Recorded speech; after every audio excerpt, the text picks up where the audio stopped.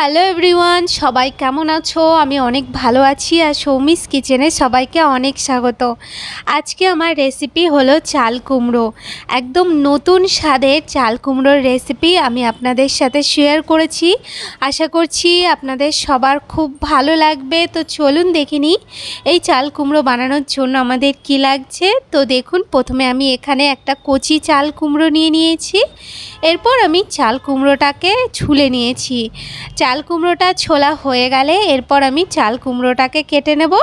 তো প্রথমে আমি চাল কুমড়োটাকে এইভাবে দুভাগ করে নিয়ে এরপর আমি চাল কুমড়োটাকে এইভাবে একটু চাল কুমড়োটা কেটে নিতে হবে। এই যে দেখুন, প্রথমে আমি মাছ বরাবর একটু কেটে নিয়েছি। এরপর আমি একটু মোটা সাইজ করে এইভাবে আমি চাল কুমড়োটাকে কেটে নেব। আর ততক্ষণ আপনারা আমার চ্যানেলে নতুন হয়ে থাকলে তাহলে প্লিজ আমার চ্যানেলকে সাবস্ক্রাইব করে দেবেন। আর আমার রেসিপি ভালো লাগলে অবশ্যই লাইক কমেন্ট আর শেয়ার করতে ভুলবেন না। এরপর আমি একটা মশলা বানিয়ে নেব। তার জন্য আমি নিয়েছি 3-4টে কাঁচা লঙ্কা। এখানে আমি নিয়েছি 1.5 চামচের মতন হলুদ সর্ষে আর 1 চামচের মতন কালো সর্ষে। এরপরে আমি ওর মধ্যে দিয়ে দেব কিছুটা নারকেল। তো দেখতেই পাচ্ছেন এখানে আমি কতটা নারকেল নিয়েছি। এরপর আমি এটার একটা মিহিন পেস্ট করে নেব। এরপর এই দিকে আমি গ্যাসের উপরে একটা প্যান বসিয়ে দিয়েছি। তার মধ্যে আমি দিয়ে দেব একটু রিফাইন তেল। তেলটা যখন একটু গরম হবে তখন আমি ওর মধ্যে দিয়ে দেব সামান্য একটুখানি লবণটা ছিটিয়ে দিয়ে এরপর আমি যেই চাল কুমড়োগুলোকে আমি কেটে রেখেছিলাম সেই চাল কুমড়োকে আমি এইভাবে প্যানের উপরে এইভাবে দিয়ে দেব। তাহলে কি হবে, চাল কুমড়োগুলো একটু ভালোভাবে ভাজা হবে। তো দেখুন, এখানে চাল কুমড়োর সব পিসগুলো আমার দেয়া হয়ে গেছে। এরপরে আমি ওর ওপর থেকে একটু হলুদ ছড়িয়ে দেব। হলুদটা দিয়ে এরপর আমি চাল কুমড়োটাকে একটু ভালো করে লালচে মতন করে চাল কুমড়োটাকে ভেজে নিতে হবে।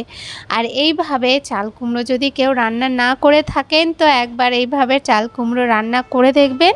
চাল কুমড়োটা খেতে কিন্তু খুবই ভালো লাগে। এটা তো একদমই নিরামিষ পদ। তো দেখুন, এই যে আমার চাল কুমড়োটা একদম ভালো করে ভাজা হয়ে গেছে। এরপরে আমি চাল কুমড়োটাকে আলাদা একটা পাত্রের মধ্যে তুলে নেব। তো এই যে চাল কুমড়োটা তুলে নিয়ে এরপর চাল কুমড়ো ভাজার যেই তেলটা রয়েছে সেই তেলের মধ্যে আমি দিয়ে দিচ্ছি এখানে 2টো শুকনো লঙ্কা আর আমি এখানে দিয়ে দিচ্ছি একটু কালো জিরে ফোড়ন। এরপর আমি হালকা একটু নাড়িয়ে চাড়িয়ে নিয়ে ওর মধ্যে আমি যে পেস্টটা বানিয়েছিলাম সেই পেস্টটা আমি ওর মধ্যে দিয়ে তারপরে আমি হালকা একটু নাড়িয়ে চাড়িয়ে দেব। মশলাটাকে একটু নাড়িয়ে চাড়িয়ে নিয়ে এরপরে আমি ওর মধ্যে দিয়ে দেব পরিমাণ মতন একটু লবণ আর আমি ওর মধ্যে দিয়ে দেব পরিমাণ মতন একটু হলুদ আর আমি দিয়ে দেব সামান্য একটু লঙ্কার গুঁড়ো। এখানে কিন্তু লবণটা একটু দেখেই দেবেন, তার কারণ চাল কুমড়ো ভাজার আগে কিন্তু লবণ দিয়েছিলাম, তো সেই বুঝে লবণটা দেবেন। এরপর আমি মশলাকে ভালো করে একটু নাড়িয়ে চাড়িয়ে নিয়ে গ্যাসটা কমিয়ে মশলাটার থেকে যতক্ষণ না তেল বেরোচ্ছে ততক্ষণ অবধি মশলাটাকে একটু কষিয়ে নেব। তো এই যে দেখুন, মশলাটার থেকে তেলটা বেরিয়ে এসছে। এই সময় আমি ওর মধ্যে দিয়ে দেব ভেজে রাখা চাল কুমড়োগুলো। চাল কুমড়ো দিয়ে 2-1 মিনিটের মতন চাল কুমড়োটাকে মশলার সাথে একটু কষিয়ে নেব। তো চাল কুমড়োটাকে মশলার সাথে কষিয়ে নিয়ে এরপর আমি ওর মধ্যে দিয়ে দেব জল। তো এখানে আমি কুমকুম গরম জল ইউজ করেছি।